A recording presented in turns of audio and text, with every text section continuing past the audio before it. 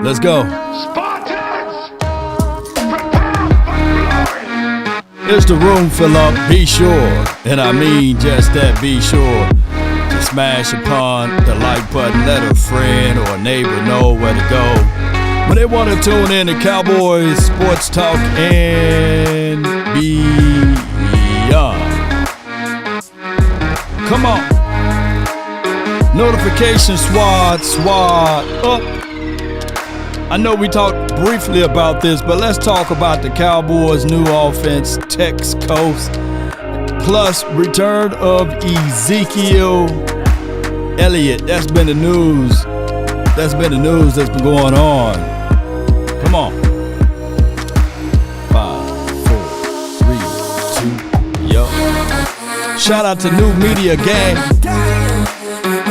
Salute to all of you all. Shout out to all of the snipers. Come on.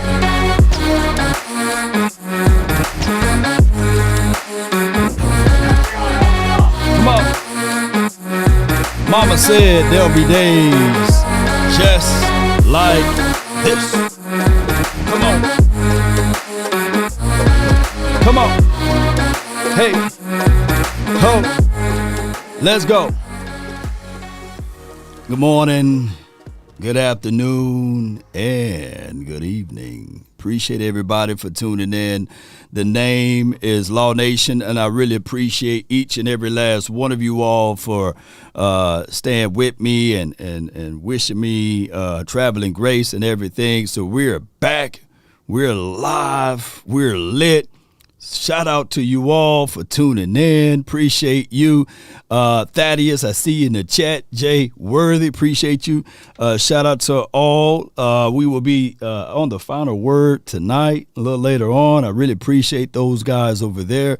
Respect to Boss Cowboy and Big Game James and the OC and anyone else that's going to be a part of the actual episode tonight. I really appreciate you. But we got some stuff we got to talk about. You know, we got some stuff that everybody, mama, uncle, cousin was hitting me up. They said, hey, Law, you know, man, Zeke was spotted at the Star in Frisco. And granted, he stays literally right down the street from the Star. And they were saying that basically that, you know, he may be back in the building as it relates to a valuable option. But remember, just last week, we were talking about this, Big Game James and all of the crew. We were talking about how beneficial it will be if you have Ezekiel back on the silver and blue. And here's the thing. Here's what I don't like.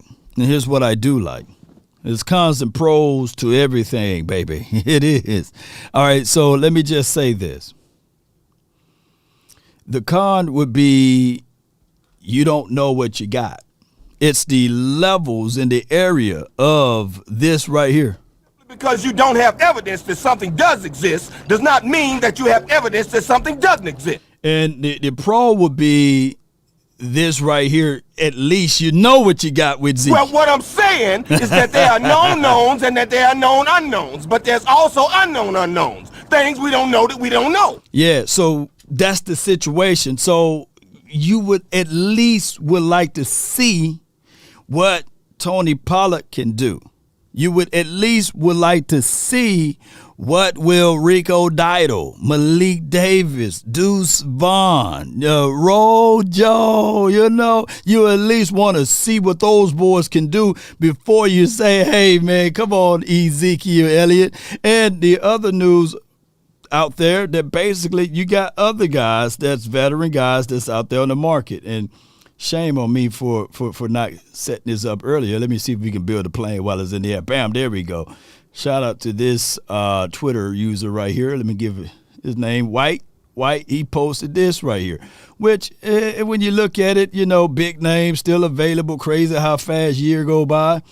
The roster churns, right? You got Dalvin Cook, you got Ezeke, you got Kareem Hunt, you got Leonard Fournette, you know, let Lenny do it. You got fumbling, Melvin Gordon. You got him out there as well. So you got other things that's out there that you can utilize and use. But I'm going to tell you, a lot of times when you get running backs with mileage, right? Running backs that been in the National Football League for a minute, you don't want to send them through training camp, especially if they are veteran guys. You can just tell them, won't you hang back just a little bit, and we'll bring you in if things don't come about or turn about in the favors of this youth, right? This is a young man's sport. And I'll tell most people, man, if you're considering being a running back before you head to the National Football League, you may want to switch over to playing on defense. You may want to do something a little different than being a running back. The average lifespan of a running back, if you're just looking at it like that, and I'm not sullying nor denigrating any running back, but these are the actual facts, and you can take it however you want it. But the average lifespan of a running back is 3 years. If you are in an elite running back, maybe, just maybe, you can tilt over to the 4th, 5th, and 6th year, right? And if you go into the right proper system and scheme, maybe you can be a 10-year running back.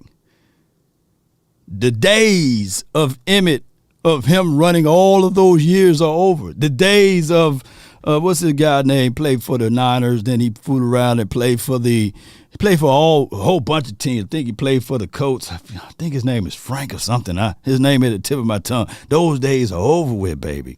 The days of even being a guy like Marshawn Lynch or, just beast mode right there, or even the guy that broke his leg and came back or whatever, those days are over with. They're long and gone. Jay Versick, shout out to you, man, for the super chat. Shout out to you for the super chat. Adrian Peterson is his name, is who I was trying to recall, far as, that physical tenacity and running the ball and keeping that same energy. There's only one and few of those. Got a super chat. Versick says, Rico running style remind me of Breece Hall. Just got to stay healthy. Yeah, if we were to poll everyone and say who had a better camp, Frank Gore. Yeah, Frank Gore is another guy. Yeah, those days. Frank Gore, literally, he was close to beating Emmett's record if he can play 4 more years, right? But he was like, Frank Gore is still running and toting the rock like nothing is going on with him. And I think that he still got a little burst, what have you, because we didn't see the decline in that man's speed. It just stayed there. But shout out to Jay Versick. I would look at it like this, Jay. If we really contextualize the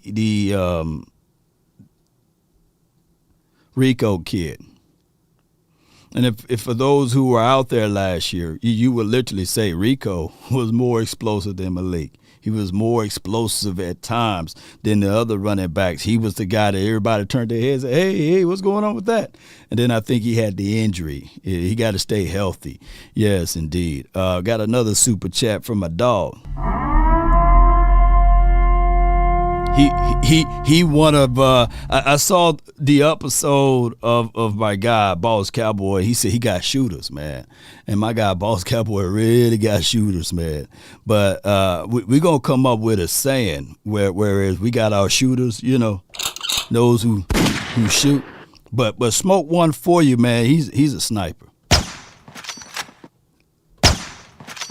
And snipers, they shoot one time, man, and they'll knock you out. You know what I'm saying? Yeah, headshot, That's my guy, Smoke One for you. He says, Law, tell me you watched my video that I posted. Oh. I didn't get a chance to watch it, man, but I'm quite sure that, once this video is over with, you can bet my bottom dollar I will watch it before we go on live later on tonight. So, yeah, I appreciate you, man. Chris 214, my guy, he's another sniper. And that joker don't never miss, man. That shoot headshot, He says, FBI, open up! God dog, Chris. He says, Will Rojo Enzi be there, or it will be one or the other. I would tell you, man.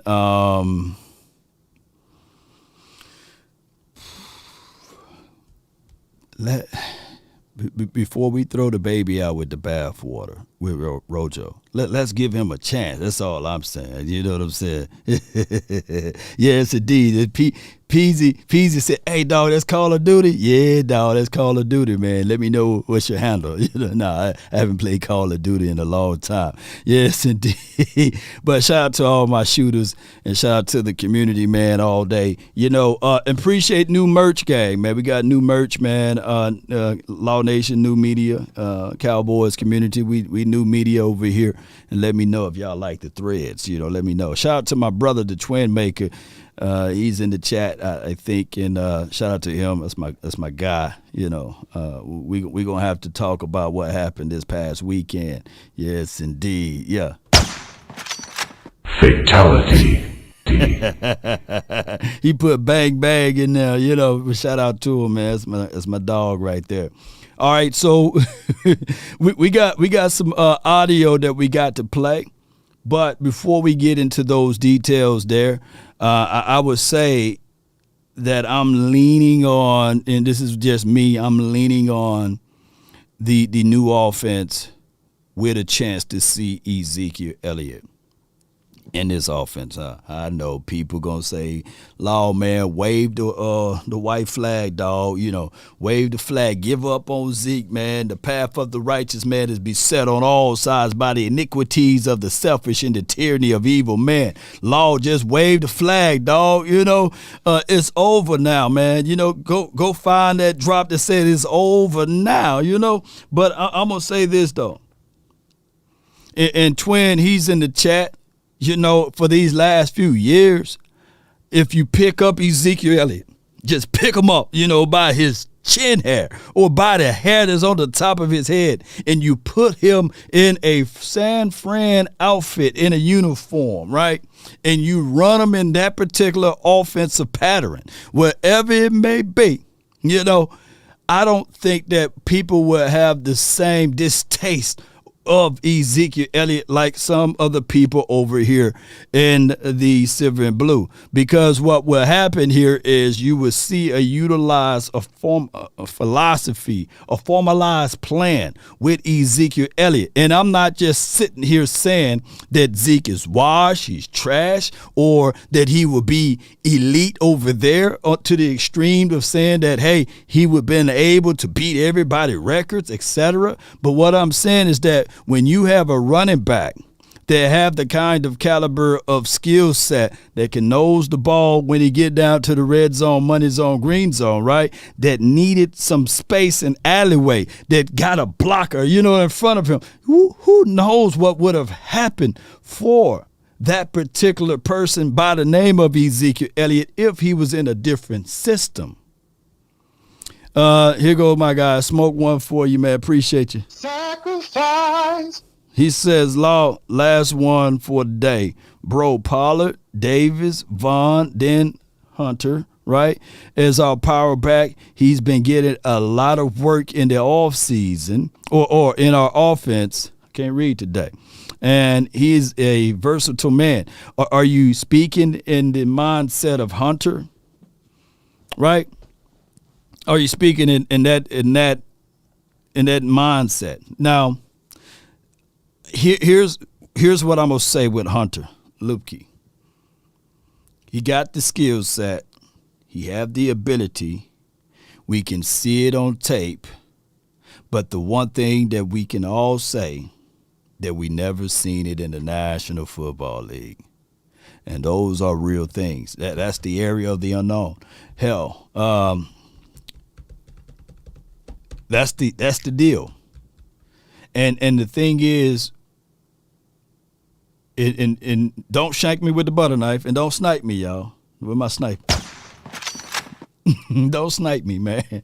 But I would say this, and I'm gonna move on from it. Or he could be everything. He could literally be that elixir, like how you check for my brother's team, or he fool around and fall into a system and you be like, damn, that's a Terrell Davis. Not saying that he's Terrell Davis, but you guys get what I'm saying. Who remember, and I know we got some dogs over here. We got some, I'm going to wear that button out. We got some snipers over here. Took me forever to download that button, so we're going to get this button in here. You know what I'm saying? We going to hit it all day, baby. You know? So, who remember the 1998, 99, maybe 2000 Denver Broncos? Who remember the other running backs on that team outside of Terrell Davis? How did he get his spot? How did he get his opportunity? What happened? Why did all 32 teams passed up on him? He was undrafted, right? So even the Denver passed up on him. Who remember, what's going on with that? You know what I'm saying? God, dog, shout out to you, JC, Cowboy Network, my dog, man, he says, keep bringing that positive energy, Law. Shout out to you, my brother. Shout out to you, man. Sacrifice, don't give up the fight. Come on with it, baby. Appreciate you. So what I'm trying to say here is that was the perfect recipe for him to fall upon that particular team, right? And it appears that even that team with their philosophy, principles of running the ball, it didn't matter who they got, I don't think that everybody was beating down the 98 and 99 Denver Broncos and saying that they was a 93 or 94 Cowboys O-line, right?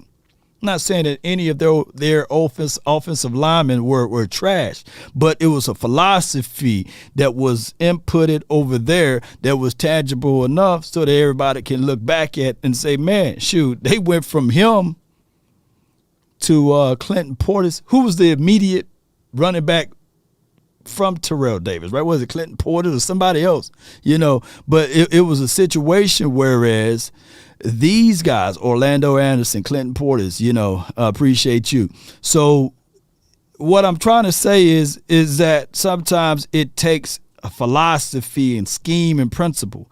Look, a Terrell Davis and hear me out, put that butter knife down and get your hand and don't pull the trigger on me.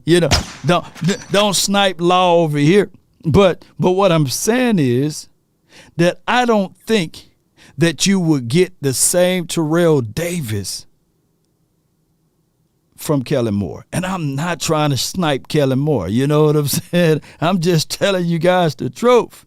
And the truth shall set you free. Ain't that right? Shout out to you, Twin Empire, says Mike Anderson. So they could have put you out there, Twin, and you would have had at least 700 yards, Yes, indeed. So what I'm trying to say is, and I get you, Mario. Mario says Zeke been trash for the last 2.5 years. So at this point, let's talk about the trash part of it. So I appreciate you, man. We want to talk about the trash element, right? And I'm not trying to bloviate and pump up Ezekiel Elliott, but if I'm looking at this and I'm looking at 876 yards, 12 touchdowns, 3.8 yards per tote. Now, from your mindset, is Joe Mixon trash for the Cincinnati Bengals? Is Joe Mixon trash for the Cincinnati Bengals? Because I'm going to pull up Joe Mixon, right? And let me see. And there's Zeke go again. And let me see Mixon. And he must be trash. All right. And here's Joe. And I'm looking at 815 yards, 3.9 per tote, 7 rushing touchdowns, right? So I got 2 trash possible, or we're saying basically 4 out of 5 guys on our offensive line were moved around like chess piece, right? On top of that, we had literally last season a rookie out of Tyler Smith that a lot of you guys scoffed at and was punching wind when he was drafted because y'all was saying that he liked to held and he ain't this and he ain't that. So he was considered trash. But in the trash offense, in a offense that was ran without concepts to the run, he had 12 tubs. So either like at some point we got to draw the line in the sand. Not everybody could be saying the same thing, right? You know, and I get it. Either Kellen Moore is brilliant, genius, and elite play caller, right? To being able to give this guy 12 touchdowns, 876 yards, 3.8 yards per tote. Or, you know, when we start talking about this, or could it be the fact that Ezekiel Elliott himself is a guy that been overanalyzed, right? A guy that when we look back at Ezekiel Elliott's situation, that we are saying now to ourselves, maybe, just maybe, you're right. Those numbers could be better, right? Those numbers should have been better. But at one point, how do we move the argument? Can we continue to move the goalposts and say, well, either Ezekiel Elliott's trash or Kellen Moore brilliant? How can you have 2 trash guys giving you those numbers and those type of returns, right? I just want to know, can somebody break that down? And I listen, you know, I need to know. Can somebody break down that situation for me?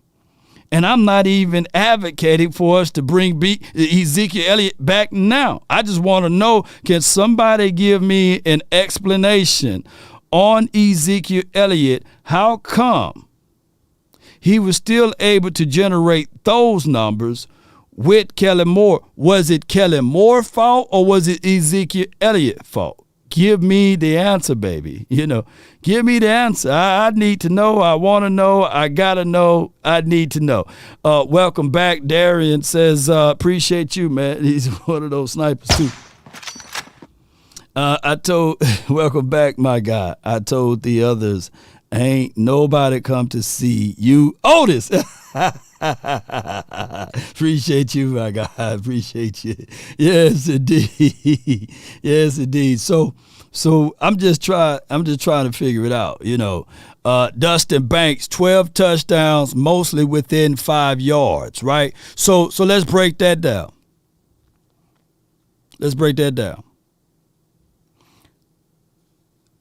I'm hearing that when we talk about touchdowns, did we all celebrate when we scored? You know, did we all had some type of celebratory moment? And when the ball was given the opportunity and the chances for my guy Tony Pollard, how come he was stopped multiple times and then all of a sudden you give it to Zeke and he was able to drop that big old head of his, that cantankerous head, and drop that doggone head in there, pause, and score, right? So what was that situation? On top of that, ladies and gentlemen, how come with his 12 touchdowns within inside the 5, right? How come that counts against him, but it counts for Jalen Hurts, right? I think Jalen Hurts had about 8 to maybe 9 touchdowns inside the 5. So he's considered, according to most Eagles fans, or I would say literally to all Eagles fans, you know, that, I missed. I can't believe I missed. Hold on. Oh, yeah, baby. Come on.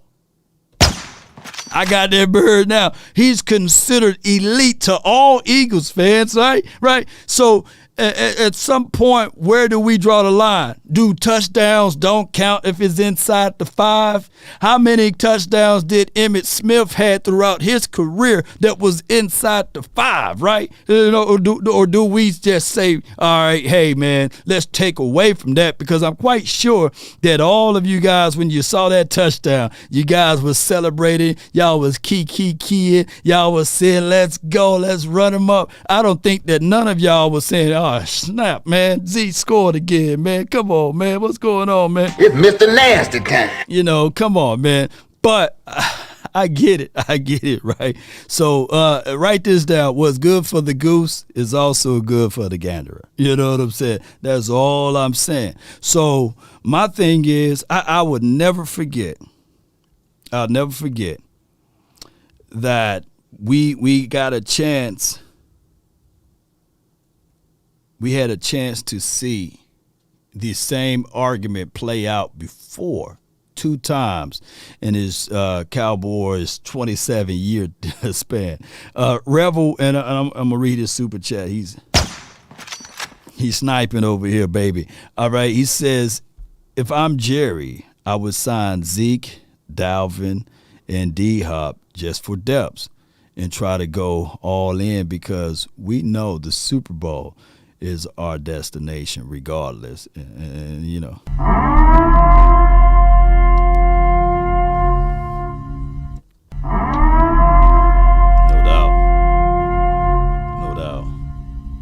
No doubt at all, man.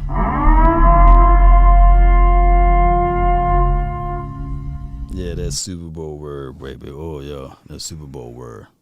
Yes, indeed.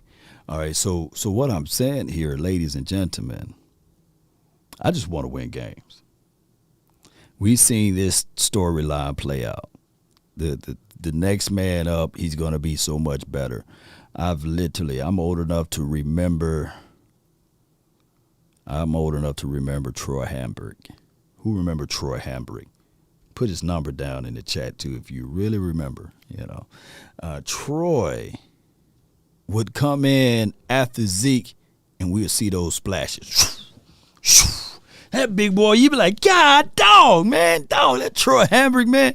And then some people, this was before, we had Twitter World and I think before Facebook as well. I think MySpace was just now kicking off, or AOL was just now being in this AOL good communication groove at that time. Blogs were still available, right?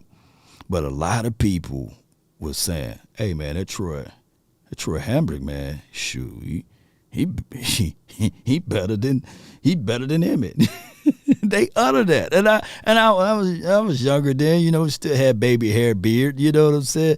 And I remember people were banging on the table, give me Troy, man. Emmett Wash, he's done, and I get it,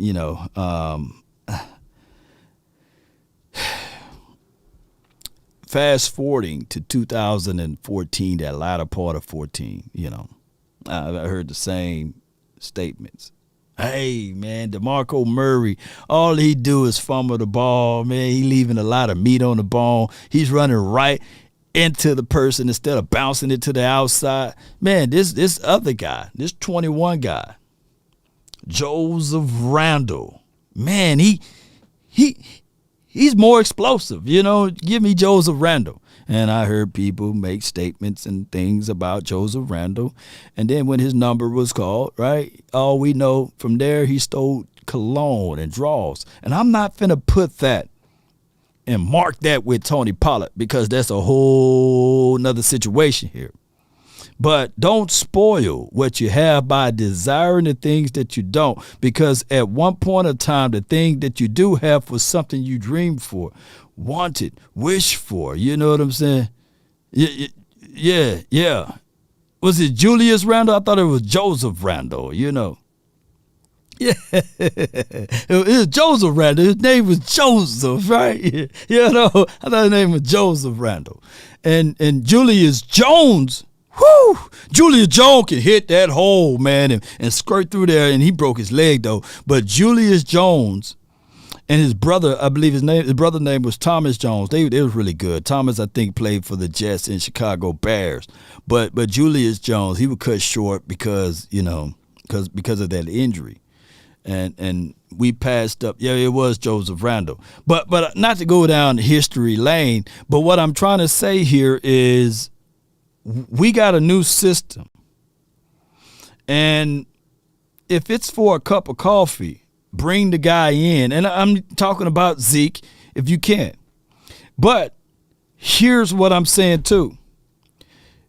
even if you still have your reservation on Ezekiel Elliott, hear me out, and I'm never going to paint myself into a corner because I know I got to get out of the corner, right? And I'm not waiting for it to dry for me to walk out of there.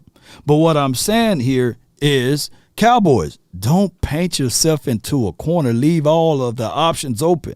So just like this doggone list that Smooth tweeted out, and I think it's right here, hear me out, not this one. Come on, get the list together. Here we go. This one right here, it's coffee time. It's coffee time for Cooks. It's coffee time for bringing Ezekiel Elliott, at least keeping the number close by. You know what I'm saying? There's cats right now that still got their sweetheart, their high school sweetheart number in their phone, just in case. You know what I'm saying? At least don't get rid of all of the numbers, right? I hope I ain't speaking too much. You know, Smooth said, yeah, I got it in my phone. I got it saved under, just in case. You know what I'm saying? So at least leave your options open. Let's not throw the baby out with the bathwater and all of that, as well with the people that you already got. But that's what I'm saying. Kareem Hunt, he's still available. Hey, pick up the phone. Say, hey, man, we got a cup of coffee for you. You know what I'm saying? Come on down. Here's the facility. But what they going to talk about? Let them talk. Yeah, let them talk. R.I.P. to Marion the Barbarian. Appreciate you, man. Leonard Fournette, he got a Super Bowl ring, right? Leave the baby, throw out the bathwater. Yes, indeed, Trey. Yes, indeed. Melvin Gordon. Now Melvin on this list, man, he probably be the only guy. He loved to play basketball with the football. But I still recall that game in 2021, Melvin Gordon, he ran like he was Flash Gordon. He was running like Priest Home. We couldn't stop the brother. And if he can be inspired to play like that, shoot. And I remember Kareem Hunt in that Browns game we played against that boy. I think he was running all over us then. So bring those guys in. And I'm not saying that the Cowboys are not doing their due diligence, but I'm just putting this out here. We just putting the obvious out here. Just in case. Keep the number in the phone. You know what I'm saying? Okay. Don't delete all of the numbers. You just never know. You might need a sandwich on the side of the road. Shoot, she might still be available. She might still think about you. Just a little bit. Just in case. You never know. You might have a flat tire. You in the area, and she stay right down the street. But if you deleted everything, you don't have that chance and an opportunity to at least pick up the phone, right? Somebody said, "No, you better not call that old sweet. You better not." Melvin, this is from my guy Trev, says Melvin Gordon is the only person I can think of that fumble more than Rojo.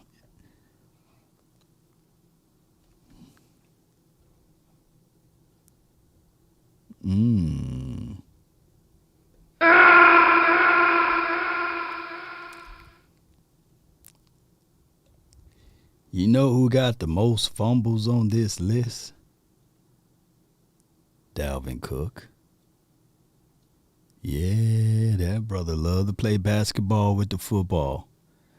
And we still hurt from one fumble from Ezekiel Elliott in 2019. We still hurt from that New Orleans Saints game fumble. You know what I'm saying?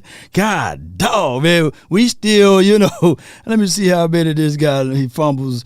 This brother, shoot, he had 4 fumbles last season.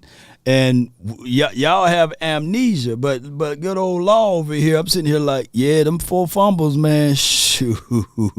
Them 4 fumbles, did he wear number 4? And then that's 4 fumbles last season. And then 2021, he had 3. Ooh, y'all remembering these fumbles now. I think we slapped him with the ball. 5 fumbles in 2020, 2019, 4 fumbles. So he's going to average about 4 to 5 fumbles if I do the quick math. And I'm not finna say I wouldn't trade all for those 13 touchdowns that he had in 2019. And maybe, just maybe, if you look at it from this perspective, Law Nation, just hear me out, and if you just look at it like this, maybe he would not be the bell cow over here. He'll be the split back. So they'll be splitting those fumbles opportunity. And Tony Pollard, he don't fumble the ball. Look, Tony Pollard fumbled the ball one time in his career, and that was against the Eagles in 2019 as well. Shout out to my guy Amp. Appreciate you so much for your support. So maybe, just maybe, DC for life does not stand for Dalvin Cook. No doubt, man. But what I was going to say is that Cook, he fumbles, he has the propensity to fumble more than any of those running backs on the list. On top of that, and I'm not taking away from Dalvin Cook. Shout out to Florida State and all what he did there in collegiate careers, and shout out to him what he did for the Vikings. Outside that, he really can't really beat us, you know what I'm saying, on the other side. And I think he still may be scared of our guy, the assassin, you know what I'm saying? But what I'm saying here is be careful what you wish for, because everywhere else things are forgotten. Just keep this in mind. The 4-ladder, the 3-ladder networks will not talk about it because he didn't have silver and blue on. Those fumbles didn't count. Those fumbles never existed. But I promise you, if Dalvin Cook would have been here, they would have been saying that literally he's a real good running back. However, he's injury prone. He can't stay healthy, and he fumbles a lot. But they don't bring that up because he don't play for the Cowboys. That's all I'm saying. It's just you get a stain. You get a big stain when you play for the Cowboys. Like you wearing tight whitey tighties, right? And you didn't wipe good. That's just what the Cowboys leave upon everyone. The networks didn't once bring which key cornerback gave up the most yards in 2022. Yes, indeed. Look at my guy, Van J. Lombardi, sniping over there. Yep. So that's all I'm saying. People don't even know what game he fumbled in, right? People don't even know where those 4 fumbles came from, right? The dude have, I believe, off the top of my dome, he have 29 fumbles in his career. Rojo got 6 or 7, charge it to my head, fumbles in his entire career. And since he gone to the Cowboys, he's a fumbling machine, dog. He fumbles all day, man. He can't even hold the ball. He just fumbled right now, breaking news, So it's just one of those things, man. And there's no way of escaping this. But let's talk a little bit about this new offense and moving on, basically. Oh, excuse me, before we move on, let me stick to the defense, man. Let me do this, we got some guys that's on this team that's looking at it like, man,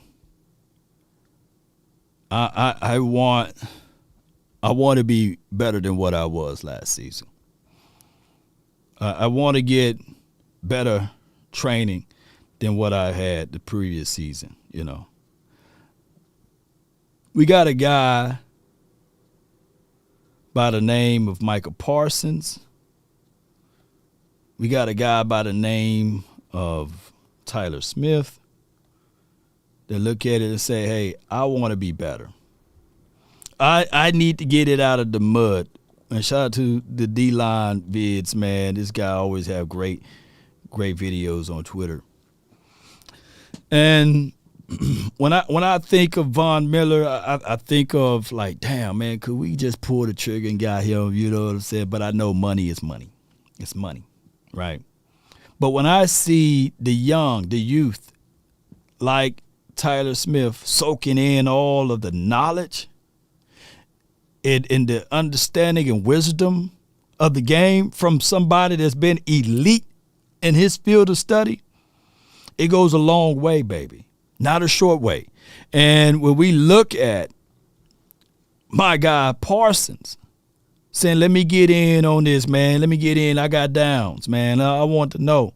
Hey, these are the things that I want to better my craft at. If I can take some of the good stuff that you do and remove all of the bad things you do and keep building my fortress, my goodness, man, this thing can go a long way. Smoke one for you says, Law, this defense is scary to play. Yeah. Yes, indeed, bro. And let me fix this up. In order for you to be great, you got to seek greatness. There's a thing that you got to sacrifice. Don't give up the fight. You got to give up something. But Law, I want to, I said dedication, discipline, consistency. Y'all knew I'm dedicated, I'm disciplined, I'm consistent. Dedicated, disciplined, and consistent. Those are the ways of greatness. And you got to move and you got to want that. And when I know, I had somebody in the comments saying, man, how these boys going to be great standing up and walking through this and not with the pads on and attacking full 1,000% out there. No. Football is also a mental mindset game. It's not all about the blood. It's not all about the gore. It's all about the mindset mentally. And taking down these mental notes, but you got to prepare yourself for that moment. You got to be ready for that moment. People will watch you do things and they will see what you're going through, right? And they say they want a piece of that. But when they understood, like, hey, these are the ways that you got to get there, they check out. They check out. They skip that part and they say, I only want the results.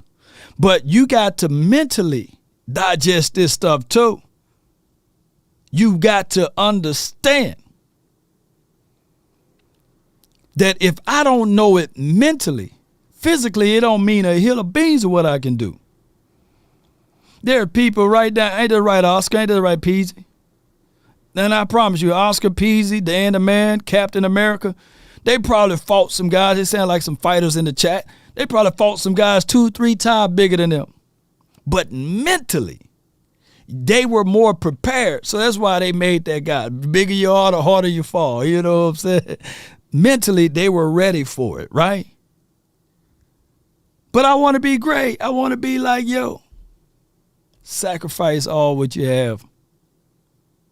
Give up all of your possessions. Come follow me. And that person then kept that same energy, didn't he? He was like, nah, man, you give up all of those thoughts I got too? No, man, I thought, shoot, this was just a thing you was doing. You know what I'm saying? Hey, drop my Ferrari? Give that up? Nah, man, y'all walking on Pete and Paul? No way, man. I ain't finna give that up. Well, the other guy came to me, hey, man, I want to follow you, man. I want to do something with you, man. I want to be like you. All right, yeah, come on. Drop what you doing. Come on, follow me. Nah, right now? Yeah, come on, follow me, man. I got to go bury my dad, man. He passed away. Shoot, let the dead bury the dead. I think that's some cold-hearted thing to say to somebody. People think that people are nice when they're in leadership role. That's cold-hearted. You know what I'm saying? That's a cold-blooded thing to say to somebody. Hey, man, let the dead bury the dead. Come on, man. Shoot. Everybody not committed. Shoot. You know what I'm saying? Man, I'm going ahead and pick out this casket, man. I don't care what that JC guy talking about. No way, man. But he made the blind see, man. Shoot. Man, my family would never forgive me, man, if I don't show up to this funeral, man. I got to go pick out this casket, man. He's not committed. He's not dedicated. He's definitely not consistent, because if you don't have the commitment, you definitely can't establish the consistency, right? You know, hey, Law, I want to start my YouTube page, man. Hey, start with your cell phone. But no, man, I want the mic. I want the whole setup. Nah, dog, you got to first master the cell phone game, right? You got to first start off small before you can get big. Everybody want to be big before they become big, right? Now they're big and they don't know how to handle themselves. They don't know how to walk the streets. They don't know how to. Boy, I'm talking a little too much. Triple D, man, appreciate you sniping over there, man. I really believe this defense can take us the rest of the way. What are your thoughts? Yes, as long as they are getting the right information, being on the same page, understanding that in on a defense, we don't need everybody to be heroes. We don't need everybody to be the end all be all. Together, everyone achieves more, you know. So it'll be nice if those boys can understand that concept, right? So that's just what I'm saying. Is this defense, we seen it. It was there last year. Old scouts would tell you all the time, if you've seen it once, you can see it again. Shoot. His defense was there. His defense was there. Now they added some more reinforcements, added more pieces, and they strengthened that area which is weak. I'm going to tell y'all this, man. A house without a strong foundation would never be sustainable enough. It can look good on the outside. You can put fresh paint on it. Hurry up and try to sell it. Hope that the people that you selling it to not wise to get someone to review everything. But if that foundation is poor, a whole bunch of things will not work. Will not work up to its capability. And we didn't have a strong foundation inside the middle. In order for a home to be built, you got to dig down first. You got to anchor it first. That foundation got to be right. If not, you put that fresh paint on that house, it look good from the people that's driving by. To the novice mind, there's cracks in there. The cabinet doors won't shut. The plumbing will always be an issue. Things will start shifting in the house. And it will allow other creatures and bugs to crawl into their crawl space and create them a lovely home. And it will rot from the inside out. But you'll be walking around saying, hey, man, I got my house. Shoot, it's mine. But every time it rains, moisture builds up. Looks good. You sitting there thinking you looking pretty. The moisture builds up every rain. Then they got this thing called mold. There's people right now that's listening to me right now living in molded houses, homes, right? Because of the foundation was shifted. Black mold all throughout the house. Inviting people over. Always have a funny smell in there, and they putting all type of glaze. You see what I'm saying? Air fresheners walking in there. Yeah, it's my own, man. Your house smell funny, man. You know, then you get out of there, and you realize, man, this person living in a cesspool. But they happy because it's their home and it's killing them. Because they didn't get the one key element, the foundation. Where's your foundation? Where are you laying your head at night? Why is your walls puckering up. You hear sounds at night. You know what I'm saying? And you blaming it that it's ghosts. Ooh, it's ghosts. Nah, dog, you just got a poor foundation, man. That's why that cabinet is opening up, because of the foundation is not centered. Man, poltergeist.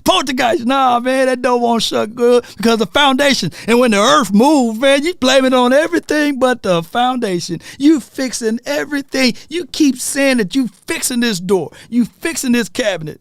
And it's keep breaking, but you're not fixing, the foundation, baby. Woo-wee, baby. Man, somebody ain't going to hit them to 20, 30 years from that. They were like, man, this Law Nation, this guy with this beard with a new media hat and some shades on inside on the podcast studio gave me the features and keys to my life. I went and got my foundation fixed. Oh, man, they done tore up all of the stuff and mold that was in the roof in the attic on the side panels. And shoot, didn't know that was causing me to be sick. Somebody ought to give me $10,000 just for helping them out, right? You know, it was a hailstorm like last night here in Dallas. You know, sure, I'm calling the roofer out now. My insurance paid for it. Hell yeah. You know, he gonna come out there. Okay, yeah, that's hail damage right there. Yep, I want a new roof. Oh yeah, and then we'll work about the money on the other side. You know what I'm saying? Let me get an HGTV sponsor. Yes, indeed, baby. Come on. Sound like a Katrina home. Yes, indeed. You know, when them checks start coming in, yeah. You paying for insurance, you know. But let me get off of that, man, before I get one of those. FBI, open up!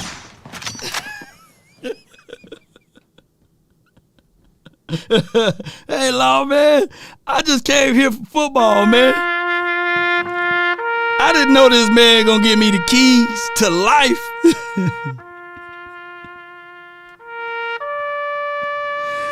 Oh, man, I just came to get some knowledge of football. Can you talk about football? Man, somebody saying, man, bump that, man. Law talking some real stuff over there, man. I'm on the phone with the contractor now, man. That's why the cabinet doors wasn't closing, the commode wasn't flush, man.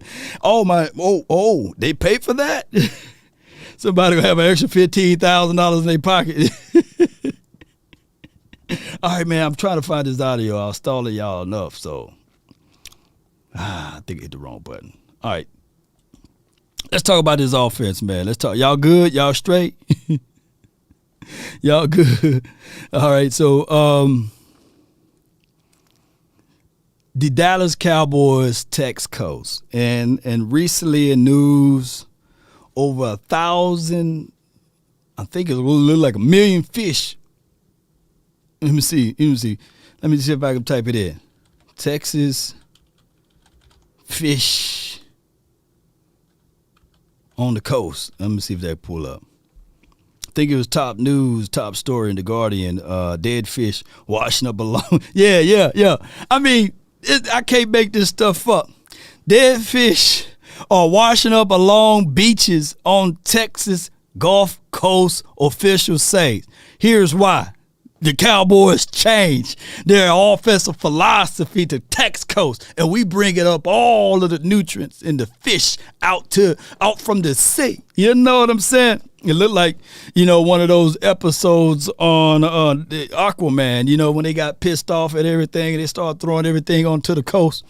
But I'm going to tell you that the Tex-Coast is going to be just as beneficial as all of the fish. This is like we are the world's team. This is like the ocean donating to the Cowboys for giving us new life, liberty, and the pursuit of happiness with offense all of a sudden. Tex-Coast offense is about to put the league on notice. And why do we say that? Because now we can see the benefits. Do you want news summarized? No, thank you. No, thank you. We just want this news right here. And they go into more details. It's amazing. Let me share this news with y'all right quick, And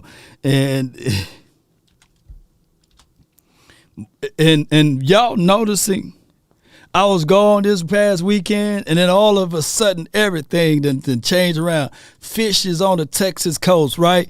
On top of that, man, they done spotted E.T. He done made it and landed, man. Look, everybody can get cameras and pictures recorded of this and that happening, but can't nobody catch a camera or a picture of E.T. being down here. You know, they said that E.T. was frailer than Kevin Garnett. They said he was small, but he was tall. He was like 8'10", and he was from another galaxy, and he came down. Basically, they basically said that one of those ETs had silver and blue on, and they were saying that they getting ready to get their season tickets. They flew in from another galaxy, and they can't wait to see them boys. How you ever notice that? They diehard Cowboy fans, man, for real. You know what I'm saying? Come on, man. Look it up. They spotted E.T. You know what I'm saying? They beyond the ice wall. They saying, shoot, we going to check in on these Cowboys. They going to be at training camp with me. You know? I ain't lying at all, man.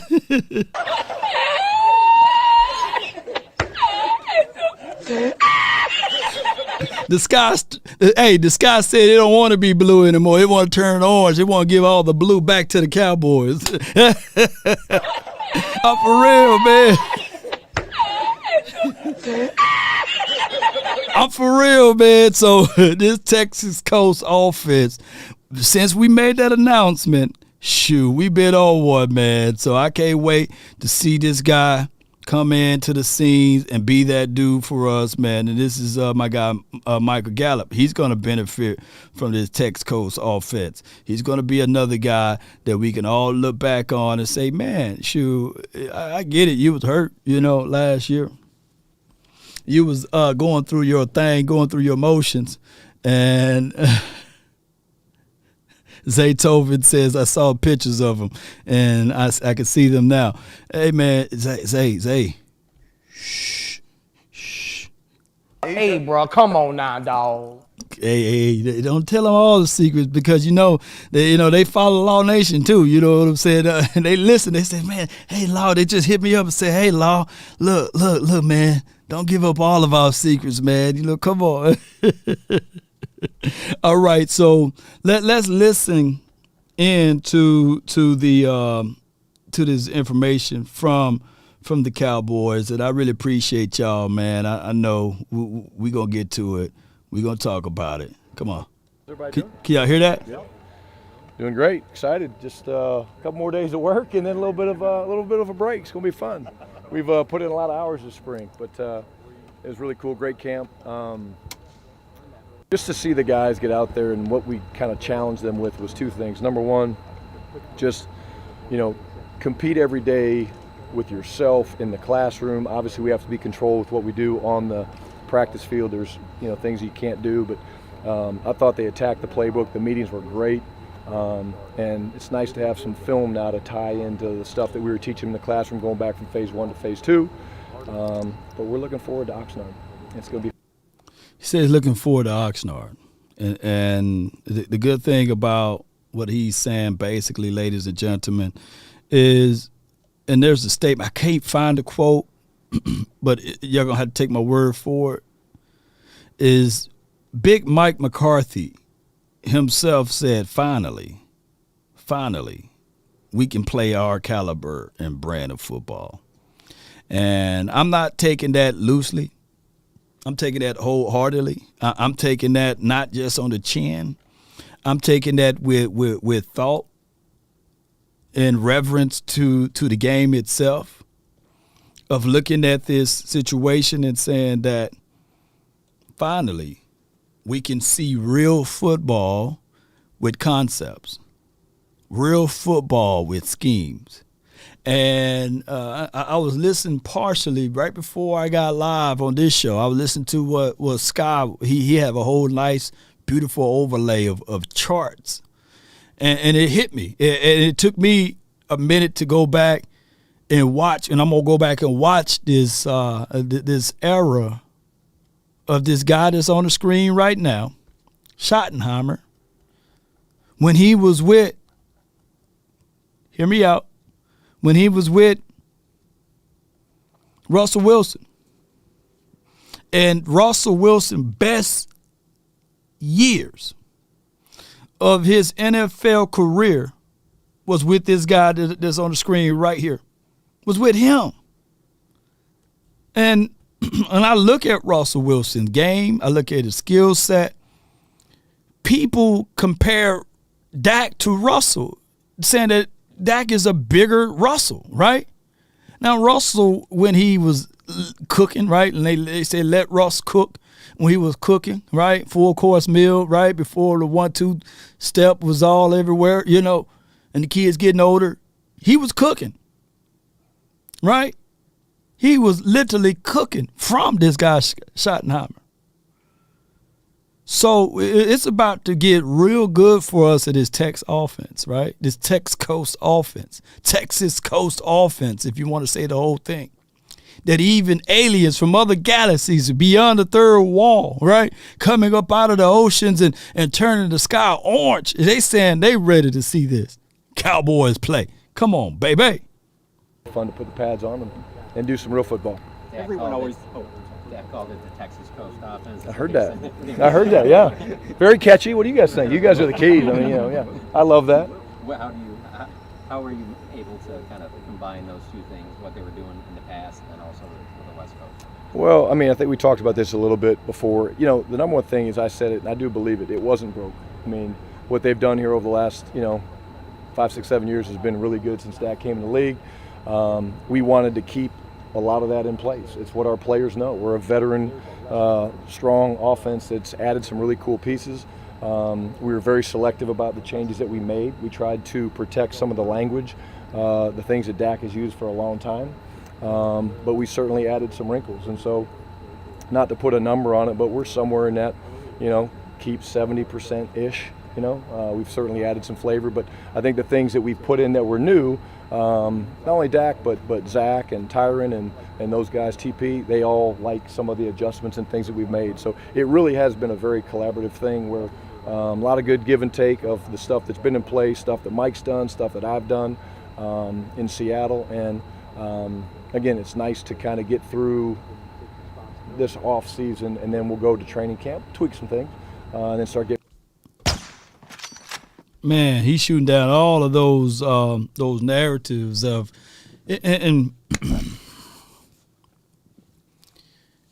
here's my rebuttal to anyone, and I would say it to them, to say that Kellen Moore was trash. Kellen Moore was horrible. Kellen Moore's scheme and philosophy was just pathetic. No, that's not the case nor the scenario. The problem, Kellen Moore, young, wet behind the ear, just now starting to understand, hey, these are the things to counter. And it may have been just too late. Going through growing pains is a real thing. And what we have been deprived of for over 20 years, right, or we put right at 27 years, is a guy that's already been there before. That already went down that road before, the old folks say, that already understand that, hey, yes, you can have a nice house. Yes, you can have, see how I'm tying everything in? Yes, you can have the shuttles looking good. The street and the avenue is great, but you can still have a faulty foundation. So what looks good on the outside crumbles down inside. You could be dying, living in your own home, right? So when you have somebody that got wisdom and understanding and knowledge of the game, they would say, hey, this may be a good situation. We can still save the house. We don't have to burn the whole house down and can everything. We just got to fix a few things. We got to make the repairs. The damage is not that vast. And Schottenheimer saying, yeah, they're going to keep 70%. But 30% is a lot. And if you think I'm lying, skip out on paying Uncle Sam. He want 33 1/3%. Skip out on paying him his 33 1/3% and let me know how that works out for you. But hey, law, paying taxes not in the Constitution. Yeah, I get all of that. Yeah, but, IRS and all of this stuff. But watch how your jail cell will pay. When you owe Uncle Sam the money, they going to sit you down and look at you. It don't matter who you are. You know what I'm saying? You can be the Chrisleys. I think that they are some multimillionaire people, right? And you could be sitting in that cell because they're going to look at you eye to eye, face to face, and let you know the reserve federally belongs to us. You know what I'm saying? And the money that you're making is not even yours, it's ours. Regardless of how much money you make, 33 and a third % belongs to me. Now, you can write some stuff off, you can play around with it, but you still got to pay me, So that's just how much 30% is. It's a lot, Iceberg Kills, shout out to him. He's one of my snipers. He said the offense will still be top 5. Book it. Yeah. Yes, indeed. That boy's shooting over here, man. Yes, indeed. So what I'm saying here is that Kellen Moore, he had some brilliant ideas, brilliant thoughts, but didn't put it together. There are people right now that's brilliant, smart, intellectual, got everything going for them, but they don't know how to put it together. There's people right now, channels right now, if they start now, can be way better than Law Nation, way better than any content creator that's on YouTube, but they don't know how to put it together. And even if they do start, they got to go through what we call growing pains. And what Cowboys tend to do in the last 20 odd years or more, right? They took something like a Jason Garrett who had some interpersonal skills, right? Who understood the philosophy of the Jones family, right? Understanding some of those things. He was way more marketable than Wade Phillips, for crying out loud, So they took something and they elevate them quickly without going through the growing pains at the mercy of us fans. And we are so loyal, we didn't turn our back not one time through the Clapper administration. Let me know if you turned your back on them, because I didn't. We got mad. It's understandable. We got upset. That's understandable. But we didn't take off the silver and blue nor the star on the side of the helmet. Now, there's a few out there that done jumped and switched sides over there. But we stayed faithful and loyal, even when they was going through the bull sugar thing with Scott Linehan. So we looked at it and said, so you mean to tell me you're going to take an unsuccessful head coach, a guy that's never been successful from an aspect of winning games and beyond? I think his last record was like 3-13 or something crazy like that. You mean to tell me you're going to take him, the guy that's never been successful outside of Minnesota days, right? And who couldn't have been successful without, Randy Moss or what have you, but that's a whole nother story. So you mean tell me you took him and he's supposed to come here and elevate the most visible franchise in the National Football League and do something for us, right? And just by him alone coming over here, he helped out on a few things, but it was still clashes. And we haven't turned our back on them.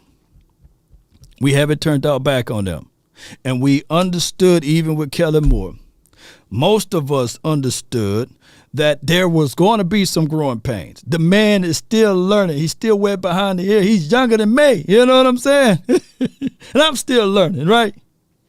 But I think Schottenheimer's what, 50, 49 at least, 50, So at least Schottenheimer is a little bit more seasoned and went through most of that growing pains, but got it out of the mud a little bit more than Kellen Moore. By the time Kellen Moore is 45, 50, the dude's going to be phenomenal, Hell, in the next 3 or 4 years, Kellen Moore may be phenomenal, organically speaking. Law, do you have any truth to that? Look at Kyle Shanahan. Look at Sean McVay. Those were growing pains when they was with the Washington team.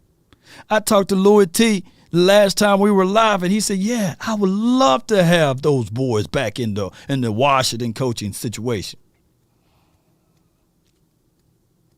There's no shortcuts to success. Uncle Sal, that's my QB. I asked my big simple. I asked my tax preparer lady. I said, "Hey, is there any way I can claim Uncle Sam? I've been carrying that brother all last year. You know what I'm saying? Can I claim him on my taxes?" He said, "No, man." I said, "What's Uncle Sam's social?" You know, I don't want to talk too much though. You know what I'm saying? But let's listen to more. Get ready for games. Is the key on this always to get the input from your key players as you're installing it to see, okay, what do we do here, what do we not do here? Have there been a couple things that you thought would work and you just go, well, this is not going, so let's... Absolutely. I think in my career, you know, I've learned almost as much from the players from other coaches I've been around as well. Like Isaac Bruce is probably, when I was in St. Louis as a young quality control coach under Dick Vermeil, Isaac Bruce taught me a lot of what I believe as a receiver background guy, and it's because they actually play the game. Like, so of course Dak was involved in some of the things. We talked to Zach and Tyron and a lot of the veterans, but it's been cool because the staff that's in place, there's a lot of guys that were here, right? I'm new. Obviously Mike calling the plays is new. Mike Solari coming in is new, but there's a lot of guys that understand the history of what it's been here, and that made it easy for us to kind of kick ideas around and make decisions. But the players, certainly the veterans, were involved in some of the decisions that we made. And again, the things that we tweaked, they like it.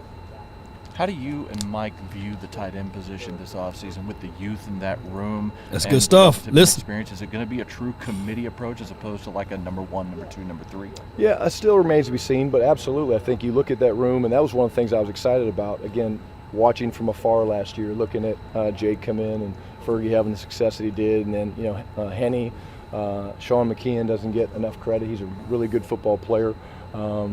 So we want to roll tight ends through. We want to get guys involved in the game. We want to be multiple. Some of the things we're doing from a personnel standpoint, kind of attack the defense that way. But it's an exciting group, and they're very coachable. L-Dub does a great job with those guys. I talked a little bit about competing in the classroom. Those guys are on top of their stuff, which what you're seeing is they play fast. Like they're making quick decisions, they're decisive. So we're excited about that group, and we expect really good things. The youth aside, we're expecting really big things from that unit. No doubt. Good stuff. Excuse me. Great stuff from him. Let me do a quick rebuttal to my guy Zay. He says, Jets, Seahawks fans hated Scotty. And so I guess we will see. And Zay, you're right. You know,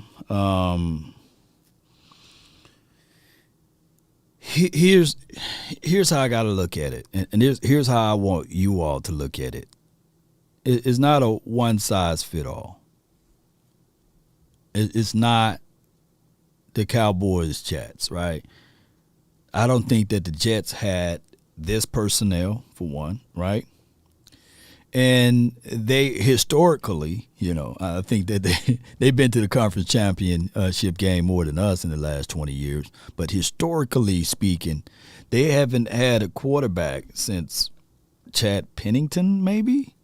And he had a soft arm, and we can go all the way back to Joe Namath, you know, from there, you know. So historically, or when Brett Favre was there. So it's a real hard way to compare, right?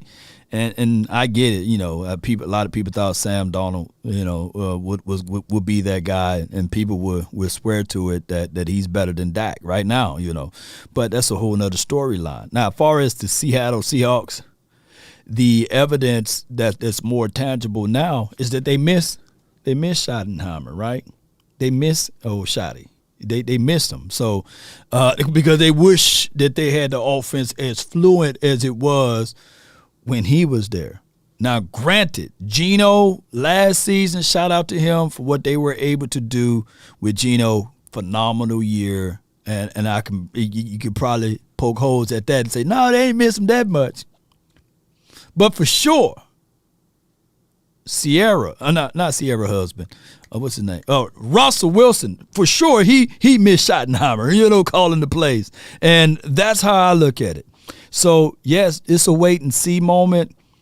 I do like the fact and the notion that we will still have Big Mike calling the plays, and Schottenheimer will be in the box or what have you, overseeing all of this, looking over everything and saying, all right, the safety like to climb down a little bit inside the box when we're in this personnel group. We can probably get them on a double move on the outside, and there's no one over the top, and we can probably take that. Dak, you was a little late. You were a little late on this read, but here's the thing. This is what I saw, right? Dak, you was a little too early on this. This is what I saw. Hey, who remember back in the days? Who remember back in the days when the quarterback messed up so bad they had to go run to the phone, right? Get him on the phone, right? Get him on the phone. That's them talking to the man in the box saying, get your stuff together, right? So hopefully we'll see most of that, Sierra Simps. I fixed it for you. Oh, man, come on, man. I know some people right now would be simping for Sierra right now if she called right now. I know some people, you know what I'm saying? Shout out to Sierra, 1 2 step, and shout out to Russ, man, Shout out to Russell, man.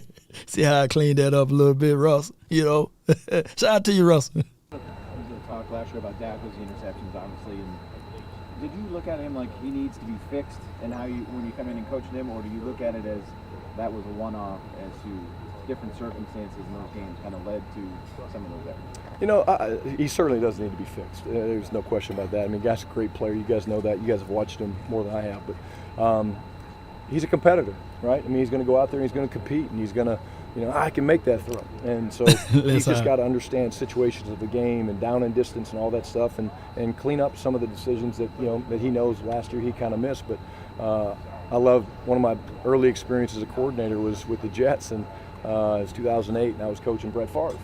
And so you guys have seen Brett play. He would force a ball into trap. There'd be like 3 guys there waiting for it. One of the 3 was going to catch it. Yeah. He'd come over. I'd be like, dude, like, what are you doing? He'd say, yeah, hey, my bad. I'd be, all right, we're good, and move on. And I'd get up to leave, and he'd go, hey, Shotty, I can make that throw, though. I can make that throw. I was like, dude, that's not the point. Yeah, you can. You can make that throw sometimes. So it's a little bit of that competitive spirit. These guys, they all have that. And hey, before they go any further down here, don't force that throw, though, Dak, And there's nothing wrong with putting your foot down, shot, and say, hey, I know you can make that throw, but don't force that throw. We need some of that doggone stuff going on in here. Objectively speaking, Chris 214 says, how often do the OC not calling plays on the NFL? I think that's a complex answer there, question there. Complex question. Yeah, 3 of them, man. And let me, because that's a good, man, you didn't kill me with it, but you shot me real good with it. I can say that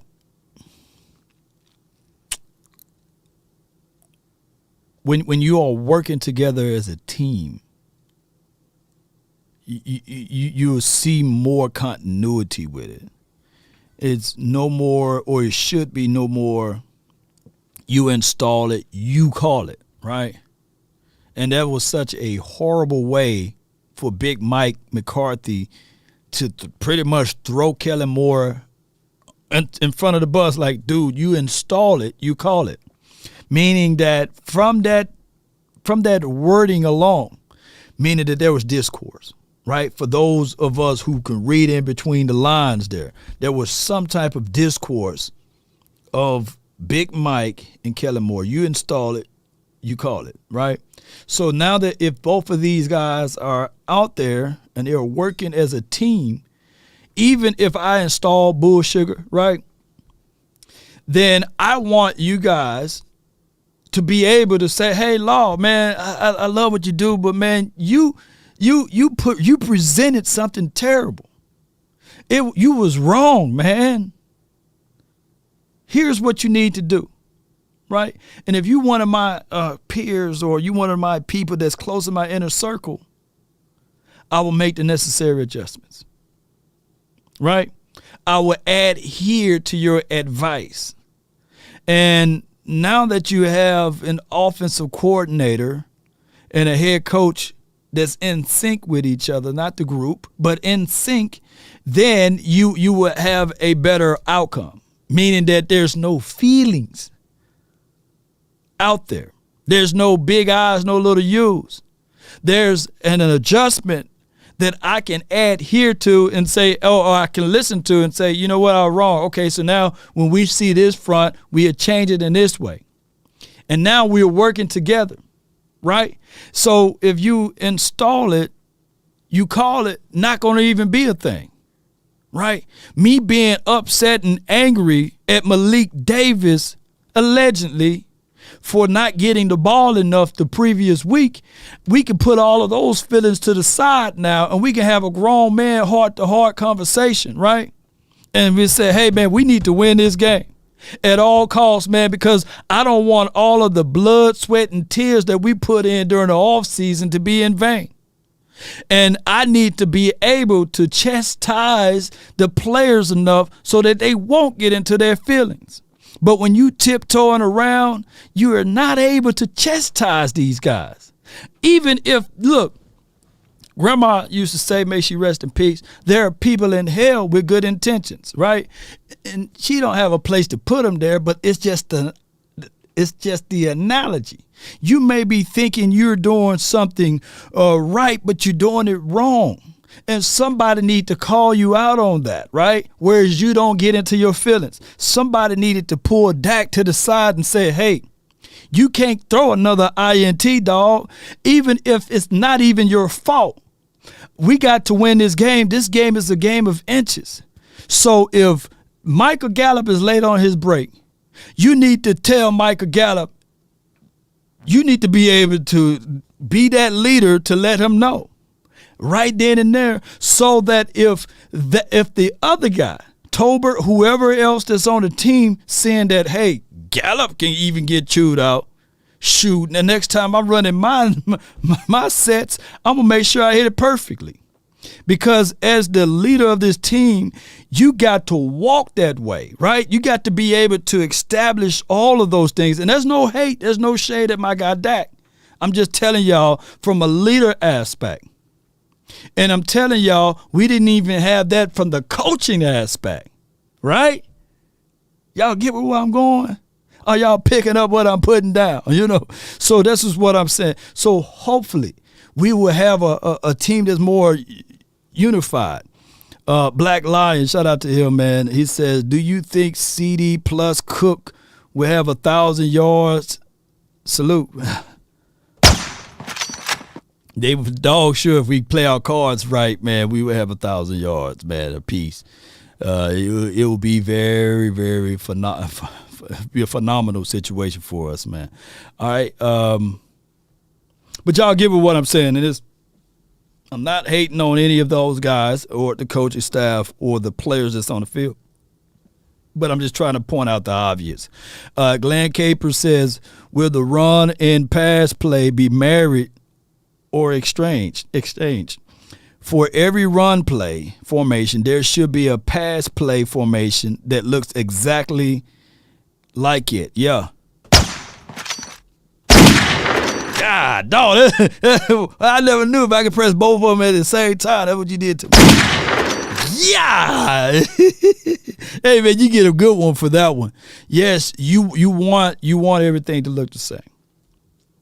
One of the things from a wide receiver perspective, you want all of your releases to look the same so that they can't gauge whether you're running a 9 or a flag route or you running a hitch. Your releases are all the same. From an edge rusher, you want your release point to be similar. And even if you guys go back and listen to the video, Michael Parsons was telling Von Miller, I want all of my edges to look the same. And the element of surprise can really hurt a team. I was talking to, before we went live, Young Heavy, shout out to him. We were talking last Wednesday, and my brother, who's a diehard 49er fan, before we hit the live button, basically he was saying that with Kyle Shanahan, they have a set of plays that a whole package that they all look the same. When Kyle Juszczyk is out there, you know, and Debo, he rotate to the backfield, it still looked the same. From whether Kyle Juszczyk is going to get the ball or Debo Samuel is going to get the ball or even Brandy Ayuk is going to be on the end around. All of the packages look the same, but they got about 6 or 7 plays out of that same package, right? And it keeps the opposition guessing.